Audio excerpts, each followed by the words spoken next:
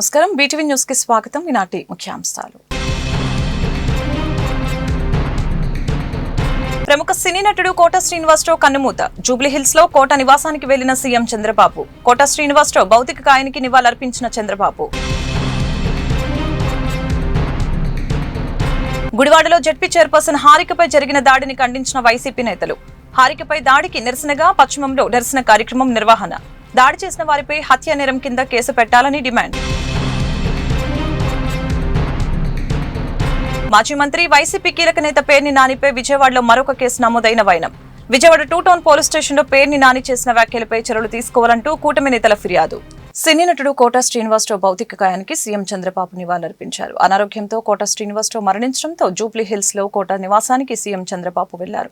కోట కుటుంబ సభ్యులను పరామర్శించి ఓదార్చే ప్రయత్నం చేశారు. తెలుగు చిత్ర పరిశ్రమ గర్వించదగ్గ నటుడు కోట శ్రీనివాసరావు భౌతిక కాయానికి ఏపీ సీఎం చంద్రబాబు నివాళులర్పించారు. అనారోగ్యంతో బాధపడుతున్న కోట శ్రీనివాసరావు నేటి ఉదయం తుది శ్వాస విడిచారు. ఈ నేపథ్యంలో సీఎం చంద్రబాబు హైదరాబాద్ జూబ్లీహిల్స్ లోని కోట నివాసానికి వెళ్లారు. కోట భౌతిక కాయం వద్ద పుష్పగుచ్చం ఉంచి నివాళులర్పించారు. అనంతరం కోట కుటుంబ సభ్యులను పరామర్శించారు. తీవ్ర విషాదంలో ఉన్న వారిని ఓదార్చే ప్రయత్నం చేశారు. కోట సోదరుడు శంకర్రావును అడిగి వివరాలు తెలుసుకున్నారు. కోట శ్రీనివాసరావు గారు is a great actor. Nobody can compensate his death, replace him.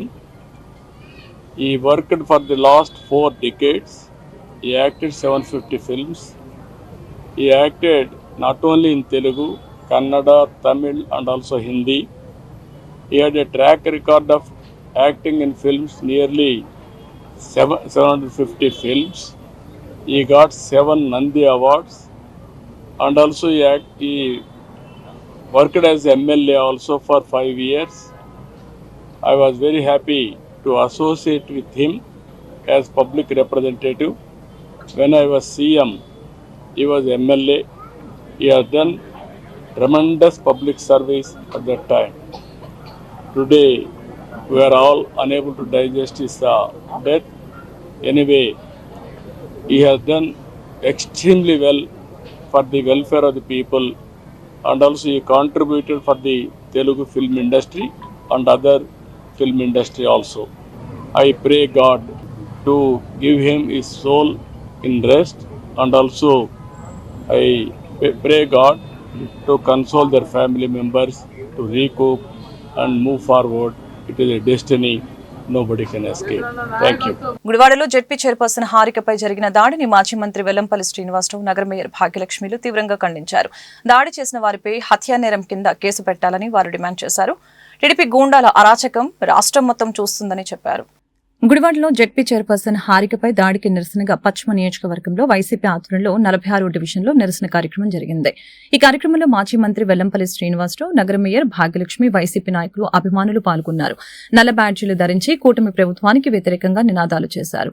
జిల్లా జెడ్పీ చైర్పర్సన్ హారికపై దాడి జరిగితే ప్రభుత్వం చూస్తూ ఉండిపోయిందని మండిపడ్డారు. బీసీ మహిళలకి క్షమాపణ చెప్పాలని అన్నారు. మహిళలపై దాడి చేయటమేనా సుపరిపాలన అని ప్రశ్నించారు. కూటమి నాయకులకు పోలీసులు అండగా మారారని అన్నారు.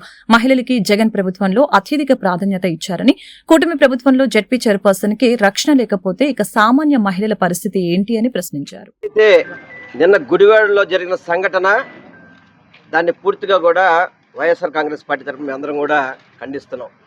ఒక బీసీ మహిళ ఉమ్మడి కృష్ణా జిల్లాకి జెడ్పీ చైర్పర్సన్గా పనిచేస్తున్న మహిళ మీద ఏ విధంగా దారుణం ఈ టీడీపీ గుండాలు చేశారో అది రాష్ట్రం కాదు లోకమంతా కూడా చూడడం జరిగింది. ఒక పార్టీ మీటింగ్కి వెళుతుంటే ఎంత దారుణంగా కారుని అద్దాలు పంపడానికి ప్రయత్నం చేసినట్టుగా వారి మాటల్లో వినడం జరిగింది. అంటే ఒక బీసీ మహిళగా కృష్ణా జిల్లా చైర్పర్సన్గా ఉండడం మీకు ఇష్టం లేదా? అంటే మహిళలంటే మీరు ఇదేనా, మీరు ఇచ్చే గౌరవం ఇదేనా? మహిళల గురించి అధ్యాయాలు ప్రొఫెసర్ లాగా మీరు అందరూ కూడా స్పీచెస్ ఇస్తుంటారు. చంద్రబాబు మొదలు పవన్ కళ్యాణ్ గారు కావచ్చు, అదేవిధంగా మన హోమ్ మినిస్టర్ గారు కూడా, ఆమె కూడా బహుశా ఇంతకుముందు టీచర్గా చేసినట్టుగా ఉంది. వీళ్ళందరూ కూడా లెక్చర్లు ఇవ్వడానికి పనిచేస్తారు తప్ప ఒక మహిళకి ఇంత దారుణంగా గొడవ ఇంత జరుగుతుంటే ఏం చేస్తారు మీరందరూ కలిసి? మరి పవన్ కళ్యాణ్ గారు అయితే మాత్రం బాగా లెక్చర్లు ఇస్తారు, మేము మహిళా పక్షపాతి, మహిళలకు అది చేస్తాం ఇచ్చేస్తామని. ఈరోజు మహిళలకి ఏదైనా మంచి చేశారంటే అది జగన్మోహన్ రెడ్డి గారి నాయకత్వంలోనే 50% అన్ని పదవులలో నామినేటెడ్లో వాళ్ళందరికీ కూడా అధికారం చూపెట్టిన వ్యక్తి జగన్మోహన్ రెడ్డి గారు. అటువంటి జగన్మోహన్ రెడ్డి గారు మహిళలకు అంత ప్రాధాన్యత ఇస్తే వీళ్ళు మహిళలు ఎవరైతే పోస్టులో ఉన్నారో వాళ్ళందరినీ కూడా భయభ్రాంతులు చేసి మీరు రాజకీయాలకు పనికిరారు, మీరు రాజకీయాలు రాకూడదని చెప్పని భయభ్రాంతులు చేసే విధంగా ఒక మహిళని కించపరుస్తూ అక్కడ పోలీసుల సమక్షంలోనే మా నోట్లతో రాని బూతుల మాటలతో మాట్లాడి పక్కన భర్తుండగానే దుర్మార్గంగా వాళ్ళ మీద మాట్లాడడం అనేది చాలా బాధాకరం. వీటిని పూర్తిగా కూడా ఖండిస్తున్నాం. యావత్తు బీసీ లోకానికి ఈరోజు కూటమి ప్రభుత్వం క్షమాపణ చెప్పాలి. కేంద్రం ప్రకటించిన స్వచ్ఛ సర్వేక్షణ్ 2024 పురస్కారాల్లో విజయవాడ నగరం సూపర్ స్వచ్ఛత లీగ్ అవార్డును గెలుచుకున్నందుకు నగర ప్రజలకు, నగరపాలక సంస్థ అధికారులకి, సిబ్బందికి అభినందనలు తెలియజేస్తున్నట్లు కలెక్టర్ లక్ష్మీషా తెలిపారు. తమ చిత్ర కళా నైపుణ్యాన్ని వెలికితీసి ప్రజలను జాగృతం చేసేలాగా వేసిన చిత్రాలు కొత్త శోభను సంతరించుకున్న కృష్ణా తీరం స్ఫూర్తి వైబ్రెంట్ విజయవాడకు తొలి అడుగు అని కలెక్టర్ పేర్కొన్నారు. జిల్లా అధికార యంత్రాంగం విజయవాడ నగరపాలక సంస్థ ఆధ్వర్యంలో ఆదివారం ఉదయం హరిత బేరం పార్క్ కృష్ణా తీరంలో జరిగిన ఫ్లోర్ పెయింటింగ్, డ్రాయింగ్ పోటీల్లో 300 మందికి పైగా యువత, చిన్నారులు పాల్గొని తమ కళా ప్రతిభను ప్రదర్శించారు. స్వనాంధ్ర విజన్ ఎర్త్ రేట్ ఆఫ్ 2047 P4 ప్రభుత్వ, ప్రైవేటు, ప్రజా భాగస్వామ్యం విధానం, say no to single use plastic, స్వచ్ఛంద, save water, reduce, reuse, recycle, Haritandhra అంశాల్లో వేసిన వర్ణ చిత్రాలు విశేషంగా ఆకట్టుకున్నాయి. పెయింటింగ్, డ్రాయింగ్ పోటీలో కనిపించిన ఉత్సాహంతో విజయవాడ గెలిచిందని, ఈ విజయం అందించిన ఉత్సాహంతో ప్రతివారం హరిత బేరం పార్కులో సృజనాత్మక కార్యక్రమాలు నిర్వహిస్తామని కలెక్టర్ ప్రకటించారు. ఫోటోగ్రఫీ, యోగా, స్విమ్మింగ్ ఇలా వివిధ రకాల కార్యక్రమాలను నిర్వహిస్తామని, వీటిలో నగర ప్రజలు, పర్యాటకులు పెద్ద ఎత్తున పాల్గొనాలని పిలుపునిచ్చారు. భవానీ ఐలాండ్ లో బర్డ్ ఫోటోగ్రఫీ పోటీలు కూడా నిర్వహిస్తామని చెప్పారు. జిల్లాలోని పవిత్ర సంగమం, కొండపల్లి కిల్లా, గాంధీ హిల్స్ తదితర పర్యాటక ప్రాంతాల్లోనూ వివిధ రకాల థీమ్స్ తో కార్యక్రమాలు నిర్వహిస్తామని తెలిపారు. విజయవాడ నగరపాలక సంస్థ కమిషనర్ ధ్యానచంద్ర హెచ్ఎం మాట్లాడుతూ చిన్నారులు, యువత, పర్యావరణం, జల వనరులు, కాలుష్య దుష్పరిణామాలు తదితర అంశాలపై అవగాహన పెంపొందించుకునేందుకు ఇలాంటి పోటీలు ఉపయోగపడతాయని పేర్కొన్నారు. ప్రతివారం కూడా వివిధ రకాల ఇతివృత్తాలతో ప్రత్యేక కార్యక్రమాలు నిర్వహించనున్నట్లు తెలిపారు. ఈ ప్రయాణం ప్రతి సండే కూడా ఇక్కడ బరం పార్క్ దగ్గర, అలాగే BRTS రోడ్ దగ్గర యోగాంధ్ర కార్యక్రమాన్ని కొనసాగిస్తూ ఈరోజు బరం పార్క్లో ఫ్లోర్ పెయింటింగ్ కాంపిటీషన్ కూడా ఆర్గనైజ్ చేయడం జరిగింది. విజయవాడలో ఎంతోమంది టాలెంటెడ్ పిల్లలు ఉన్నారు, తల్లిదండ్రులు ఉన్నారు. వాళ్ళందరికీ ఒక మంచి ఆహ్లాదమైన, ప్రశాంతమైన వాతావరణం కల్పించడానికి. అట్లాగే బరం పార్క్ మీకు తెలిసే ఉంది, మంచి టూరిస్ట్ ప్లేస్. ఇక్కడికి చాలామంది దేశ విదేశాల నుంచి వస్తుంటారు. వాళ్ళకి కూడా విజయవాడ టాలెంట్ గురించి తెలియచేసి ఇది ఒక మంచి టూరిస్ట్ స్పాట్గా ఇంకా దాన్ని అభివృద్ధి చేయడానికి ఈ ప్రోగ్రాం పెట్టడం జరిగింది. దాదాపు 200 మంది రిజిస్టర్ చేసి పిల్లలు, తల్లిదండ్రులు వచ్చి ఎంతో ఉత్సాహంగా పాల్గొంటూ ఉన్నారు. సో విజయవాడ మీకు తెలిసే ఉంది, విజయవాడ ఒక పర్యాటక ప్రాంతము, ఒక స్టేట్ హెడ్ క్వార్టరు, అలాగే గేట్వే టు అమరావతినే కాకుండా విజయవాడ ఇప్పుడు ప్రెసిడెన్షియల్ అవార్డు కూడా స్వచ్ఛ భారత్లో, స్వచ్ఛ సర్వేక్షణలో సాధించిన విషయం మీకు అందరికీ తెలిసే ఉంది. ఇన్ని ఆర్టికల్స్ వచ్చినాయి. స్వచ్ఛతా లీగ్లో దేశంలోనే 4 స్టేట్స్, 4 డిస్ట్రిక్ట్స్, 4 సిటీస్ సెలెక్ట్ చేస్తే విజయవాడ కూడా దాంట్లో ఒకటి ఉంది. ప్రెసిడెంట్ అవార్డు కూడా వచ్చింది. దీనికి విజయవాడ ప్రజలందరికీ, విజయవాడ మున్సిపల్ కార్పొరేషన్కి, అలాగే విజయవాడ సిటిజన్స్ అందరికీ, ఎన్టీఆర్ డిస్ట్రిక్ట్ సిటిజన్స్ అందరికీ కంగ్రాచులేషన్స్ తెలియజేస్తున్నాను. చాలా టాలెంట్ ఉంది విజయవాడకు, మంచి పొటెన్షియల్ ఉంది. దీన్ని కనుక మనం ప్రాపర్గా పోర్ట్రే చేయగలిగితే, ప్రాపర్గా ప్రపంచానికి తెలియచేయగలిగితే ఒక వరల్డ్ డెస్టినేషన్ అయ్యే అవకాశం అన్నీ ఉన్నాయి విజయవాడ. కాబట్టి ఇదే స్ఫూర్తితో మనము ఇటువంటి ఇంకా వినూత్నంగా కార్యక్రమం ముందుకు తీసుకెళ్తూ మన నగరాన్ని స్వచ్ఛ నగరంగా, క్లీన్ అండ్ గ్రీన్ సిటీగా తీర్చిదిద్దుతూ, ఇంటర్ జిల్లాని కూడా గ్రీన్ అండ్ క్లీన్ సిటీగా తీర్చిదిద్దుతూ అయితే విజన్ ఆంధ్రప్రదేశ్ 2047 అలాగే వికసిత్ భారత్ లక్ష్యాలు ఉన్నాయో ఆ లక్ష్యాలను చేరుకోవడానికి ఆ యంత్రాంగం ద్వారా, అలాగే ప్రజల సహకారంతో ముందుకు వెళ్తామని ఈ సందర్భంగా తెలియజేసుకుంటూ ఈరోజు పెయింటింగ్ కార్యక్రమానికి కాంపిటీషన్కి వచ్చిన ప్రతి ఒక్క తల్లిదండ్రులకి, పిల్లలకి బెస్ట్ విషెస్ తెలియజేస్తూ ఉన్నాం. మాజీ మంత్రి, వైసీపీ కీలక నేత పేర్ని నానిపై మరొక కేసు నమోదైంది. విజయవాడ 2 టౌన్ పోలీస్ స్టేషన్లో పేర్ని నాని చేసిన వ్యాఖ్యలపై చర్యలు తీసుకోవాలంటూ కూటమి నేతలు పోలీసులకు ఫిర్యాదు చేశారు. మాజీ మంత్రి, వైసీపీ కీలక నేత పేర్ని నానిపై విజయవాడలో ఆదివారం మరొక కేసు నమోదైంది. విజయవాడ 2 టౌన్ పోలీస్ స్టేషన్లో పేర్ని నాని చేసిన వ్యాఖ్యలపై చర్యలు తీసుకోవాలంటూ తెలుగుదేశం పార్టీ మైనార్టీ నాయకులు ఫతవుల్లా, ఆశాలు పోలీసులకు ఫిర్యాదు చేశారు. పేర్ని నానిపై కేసు నమోదు చేసి పోలీస్ స్టేషన్కు తీసుకుని రావాలని మైనార్టీ నేతలు కోరారు. మంత్రి నారా లోకేష్ ఒక సైగ చేస్తే పోలీస్ స్టేషన్ ఎదురుగా ఉన్న స్తంభానికి కట్టేసి పేర్ని నానిని కొడతామని ఫతవుల్లా, ఆశాలు హెచ్చరించారు. ఇంకొకసారి రెచ్చగొట్టే మాటలు పేర్ని నాని మాట్లాడకుండా తాము గుణపాఠం చెప్తామని మైనార్టీ నేతలు వార్నింగ్ ఇచ్చారు. అటువంటి వ్యక్తి బయట ఉండటానికి వీల్లేదు కాబట్టి చట్టపరమైన చర్యలు పేర్ని నానిపై తీసుకోవాలని మేమంతా పశ్చిమ నియోజకవర్గం నుంచి మేమంతా నాయకులు వచ్చి కోరుతున్నాం. వెంటనే మీరు FIR చేసి అతన్ని అరెస్ట్ చేయాల్సిందిగా మేము కోరుతున్నాం.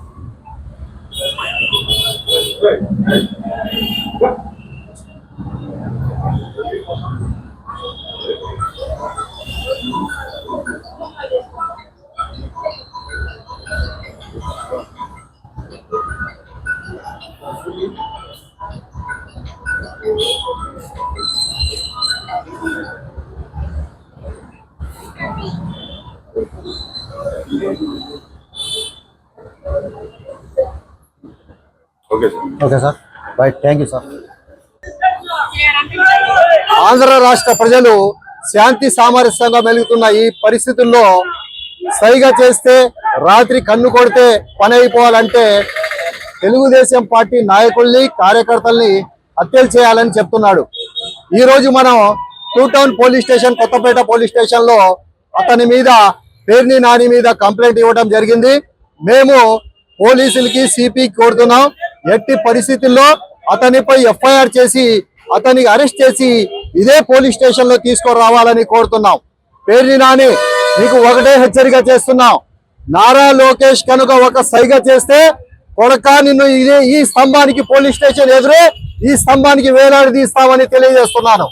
విజయవాడ మాజీ శాసనసభ్యులు నటనకు కేర్ ఆఫ్ అడ్రస్ గా వివిధ పాత్రలు నటించిన ప్రముఖ సినీ నటులు కోటా శ్రీనివాసరావు మృతి చెందడం చాలా బాధాకరమని సెంట్రల్ నియోజకవర్గ శాసనసభ్యులు ప్రభుత్వ విప్ బోండా ఉమామేశ్వరరావు అన్నారు. ఆయన మరణానికి సంతాపం తెలియజేస్తూ వారి కుటుంబానికి ప్రగాఢ సానుభూతిని తెలియజేశారు. ఆయన లేని లోటు సినీ పరిశ్రమకు తీరని లోటని కోటా శ్రీనివాసరావు మృతిపై దిగ్భ్రాంతి వ్యక్తం చేశారు. ఈ సందర్భంగా టీడీపీ సెంట్రల్ నియోజకవర్గం కార్యాలయంలో జరిగిన కోటా శ్రీనివాసరావు సంతాప సభలో ముందుగా కోటా శ్రీనివాసరావు చిత్రపటానికి పూలమాలలు వేసి నివాళులర్పించి కూటమి నేతలు జోహార్లు తెలిపారు. ఈ సందర్భంగా సెంట్రల్ ఎమ్మెల్యే బోండా ఉమా మాట్లాడారు. 1942లో జన్మించిన కోటా శ్రీనివాసరావు ఉమ్మడి కృష్ణా జిల్లా కంకిపాడు వాసి అని, మొదటి నుంచి వివిధ పాత్రలు పోషించి ప్రజల మన్ననలు పొందిన మహనీయుడు అని కొనియాడారు. ఆయన సినీ పరిశ్రమలో అడుగుపెట్టి అతని ప్రతిభతోనే తెలుగు చలనచిత్ర రంగం నుంచి వివిధ భాషల్లో నటించడమే కాకుండా భారతదేశ వ్యాప్తంగా ప్రత్యేక గుర్తింపు తెచ్చుకున్న విలక్షణమైన నటుడు కోటా శ్రీనివాసరావు అని కీర్తించారు. అతని జీవితంలో నటించిన చిత్రాల ఘటనల్ని గుర్తు చేస్తూ మాట్లాడటం జరిగిందని అన్నారు.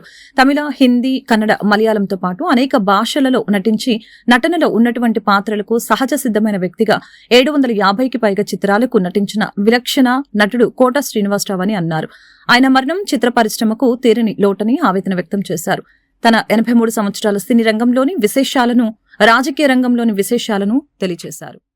విజయవాడ మాజీ శాసనసభ్యులు పెద్దలు కోటా శ్రీనివాసరావు మృతికి సెంట్రల్ నియోజకవర్గ శాసనసభ్యుడిగా తెలుగుదేశం పార్టీ ఘన నివాళులు అర్పిస్తూ ఉన్నాం.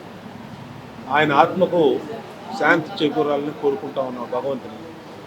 ఇక కోటా శ్రీనివాసరావు గతంలో ఇక్కడ శాసనసభ్యుడిగా పనిచేసి 5 సంవత్సరాలు ప్రజల మన్ననలు, ప్రజల ఆశీస్సులు పొందినటువంటి వ్యక్తి కోటా శ్రీనివాసరావు. అలాగే కోటా శ్రీనివాసరావు బహుముఖ ప్రజ్ఞాశాలి. అటు సినీ రంగంలో కూడా అద్భుతమైనటువంటి నటనతో గత 35-40 సంవత్సరాలుగా అనేక క్యారెక్టర్లు పోషించినటువంటి వ్యక్తి. అటు కామెడీలో కానీ, ఫ్యామిలీ క్యారెక్టర్లో కానీ, విలన్గా కానీ అన్నిటిలో ప్రజల్ని మెప్పించినటువంటి నటుడు కోటా శ్రీనివాసరావు. ఇవాళ భగవంతుడు ప్రజల మధ్య నుంచి ఆయన్ని భౌతికంగా దూరం చేసిన ఆయన ఆత్మకు శాంతి చేకూరాలని, ఆయన ఈ తెలుగు జాతి ఎప్పుడు కూడా ఆయన మరవదు. ఎందుకంటే ఒక కళాకారుడు ఆయన భౌతికంగా మన మధ్య లేకపోయినా ఆయన నటించినటువంటి నటనలు కానీ, రచించినటువంటి రచనలు కానీ, కళాకారులకి ఎప్పుడు కూడా మరణం లేదు.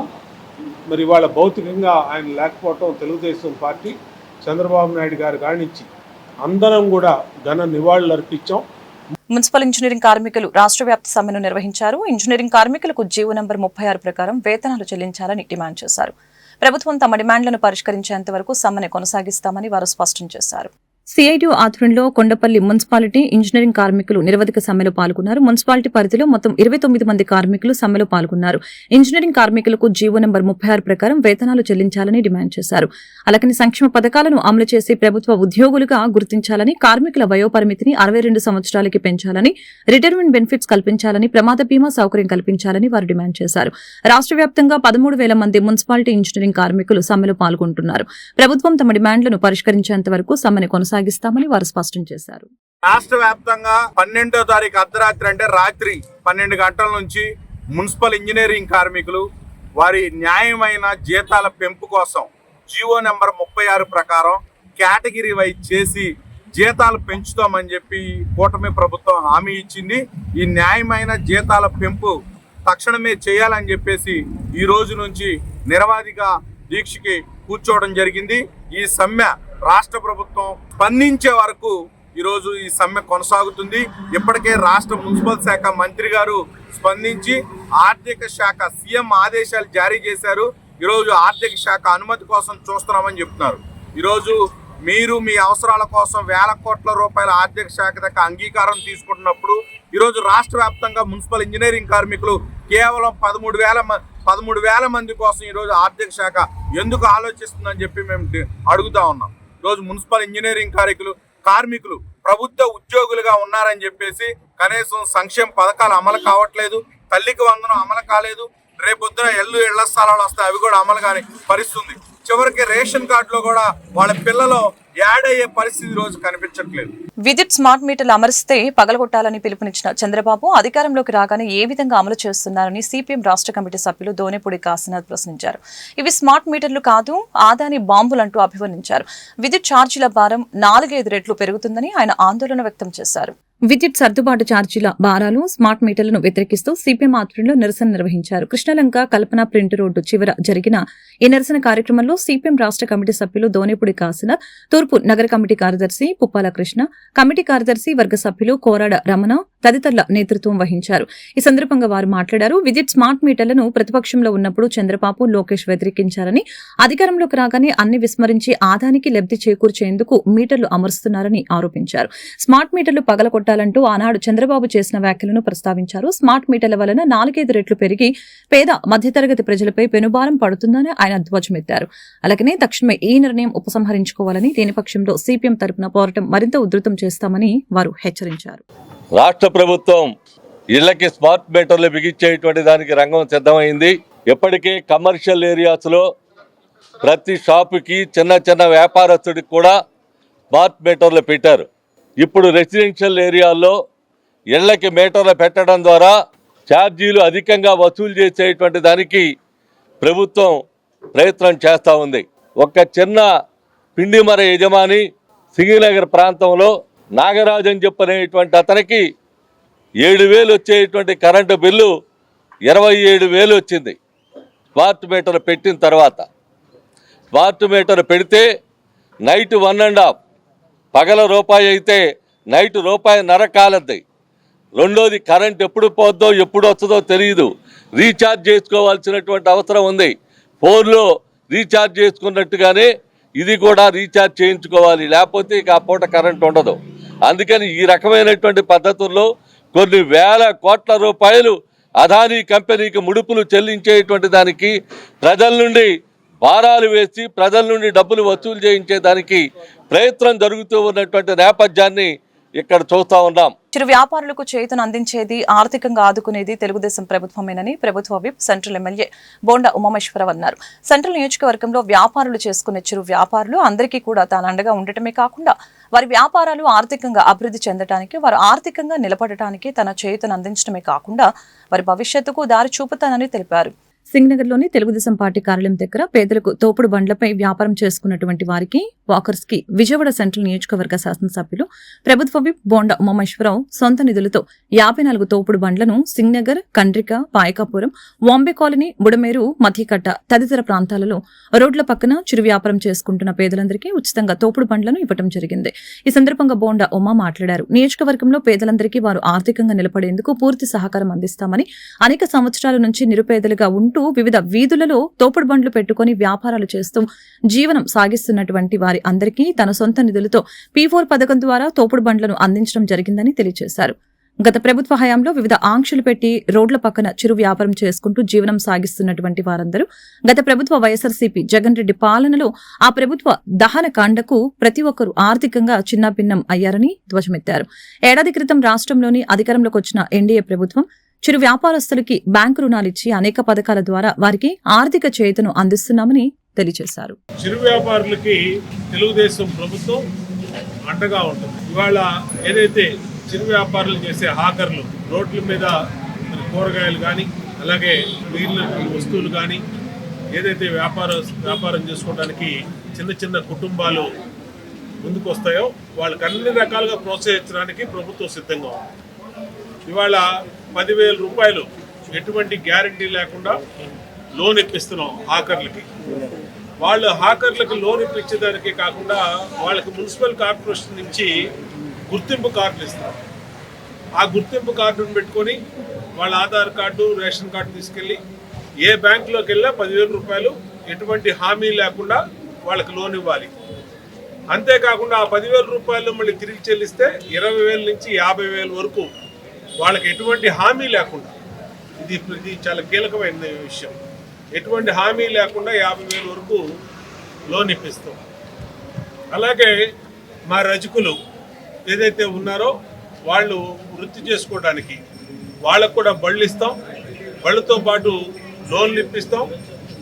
అన్ని రకాలుగా కుల వృత్తులు చేసుకునే మా సోదరులందరికీ అండగా ఉంటాం.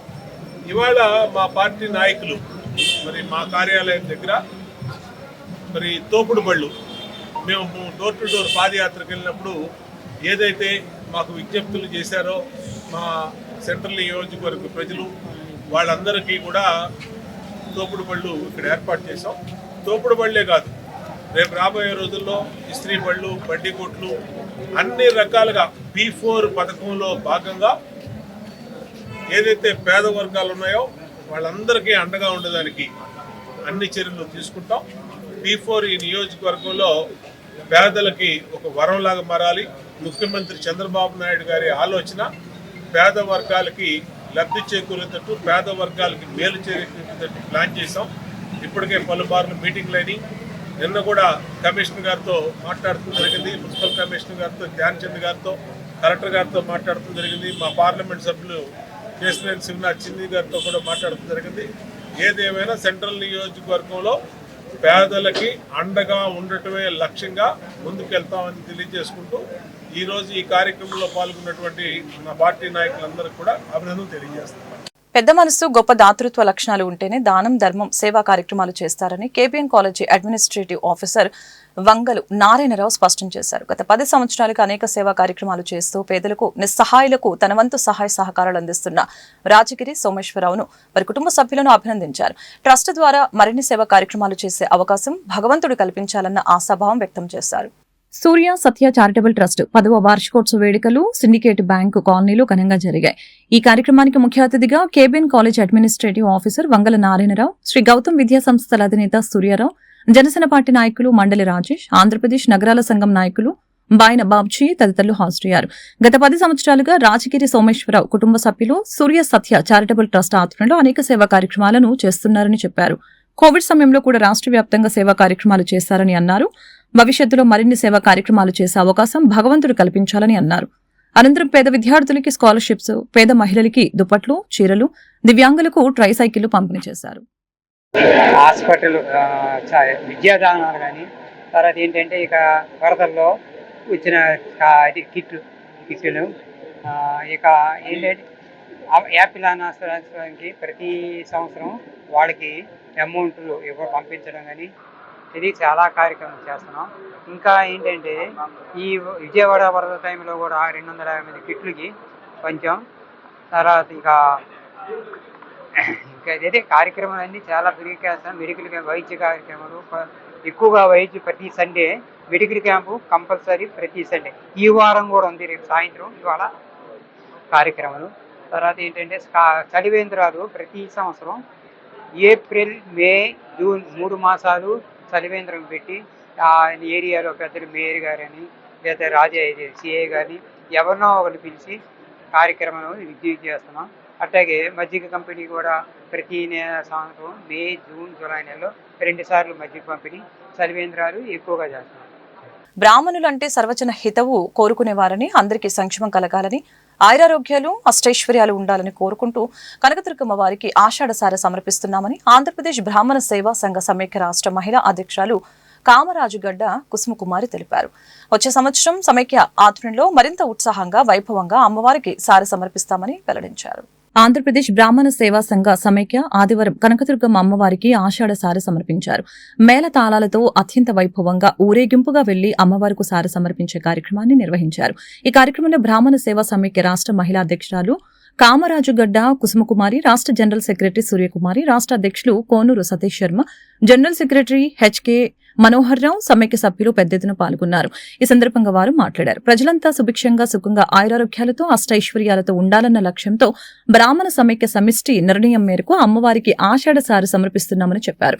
బ్రాహ్మణులు సర్వజనహితం కోరేవారని, కనకదుర్గమ్మ వారి ఆశీస్సులు ప్రజలందరిపైన ఉండాలని అమ్మవారిని కోరుకుంటున్నామని చెప్పారు. విజయవాడలో వెలిసిన ఇంద్రకీలాద్రి అమ్మవారికి ఏదైతే ఆషాఢ పట్టి సారని సమర్పించాలని 2వ సంవత్సరం కూడా నిర్ణయించుకోవడం జరిగింది. ఈ సంవత్సరం కూడా మేళతాళాలతో వైభవోపేతంగా అమ్మవారికి పట్టు వస్త్రాలు సమర్పించి ఆంధ్రప్రదేశ్ బ్రాహ్మణ సేవా సంఘ సమాఖ్య ఆధ్వర్యంలో యావత్ అన్ని సామాజిక వర్గాలు కూడా అభివృద్ధి చెందాలని, అలానే వారి కుటుంబాలు చల్లగా ఉండాలని, వాళ్ళు అష్టైశ్వర్యాలతో తొలతూగాలని ఆ అమ్మవారిని వేడుకుంటూ ఈ రోజు సారి సమర్పించడం జరిగింది. దీనికి సహకరిస్తున్న ఈవో నాయక్ గారికి కూడా మేము కృతజ్ఞతలు తెలియజేస్తూ ఉన్నాం. అలానే ఆంధ్రప్రదేశ్ బ్రాహ్మణ సేవా సంఘ సమాఖ్య ప్రతి సంవత్సరం ఆషాఢ పట్టిని వైభవపేతంగా నిర్వహిస్తుంది. ఇది రాబోయే రోజుల్లో ఇంకా పెద్ద ఎత్తున నిర్వహించే కార్యక్రమంలో భాగంగా ఈ రోజు నిర్వహిస్తూ ఉన్నాం. ఈ కార్యక్రమానికి హాజరైన ప్రతి ఒక్కరికి కూడా నలుమూలల నుంచి వచ్చినటువంటి ప్రతి సమాఖ్య ప్రతినిధికి, మహిళలకి అందరికీ కూడా కృతజ్ఞతలు తెలియజేస్తున్నాం. దుర్గా భవానికి. ఈ అమ్మవారికి ఆషాఢ మాసం ఆషాఢ పట్టి ఇవ్వడం అనేది మాకెంతో అదృష్టంగా భావిస్తూ, మా ఆవిడ ఆశీస్సులు మా మహిళలందరికీ ఉండాలి, వారి కుటుంబాలందరూ బాగుండాలని మనస్ఫూర్తిగా కోరుకుంటూ మేము ఇచ్చుకుంటున్నాం. సారీ. వార్తలు ముగించే ముందు ముఖ్యాంశాలు మరొకసారి. ప్రముఖ సినీ నటుడు కోట శ్రీనివాసరావు కన్నుమూత. జూబ్లీహిల్స్ లో కోట నివాసానికి వెళ్లిన సీఎం చంద్రబాబు. కోట శ్రీనివాసరావు భౌతిక కాయానికి నివాళులర్పించిన చంద్రబాబు. గుడివాడలో జెడ్పీ చైర్పర్సన్ హారికపై జరిగిన దాడిని ఖండించిన వైసీపీ నేతలు. హారికపై దాడికి నిరసనగా పశ్చిమంలో నిరసన కార్యక్రమం నిర్వహణ. దాడి చేసిన వారిపై హత్య నేరం కింద కేసు పెట్టాలని డిమాండ్. మాజీ మంత్రి వైసీపీ కీలక నేత పేర్ని నానిపై విజయవాడలో మరొక కేసు నమోదైన వైనం. విజయవాడ 2 టౌన్ పోలీస్ స్టేషన్లో పేర్ని నాని చేసిన వ్యాఖ్యలపై చర్యలు తీసుకోవాలంటూ కూటమి నేతల ఫిర్యాదు. ఈ వార్తలు ఇంతటితో సమాప్తం. మరొక బులెటిన్ మళ్ళీ కలుద్దాం. నమస్కారం.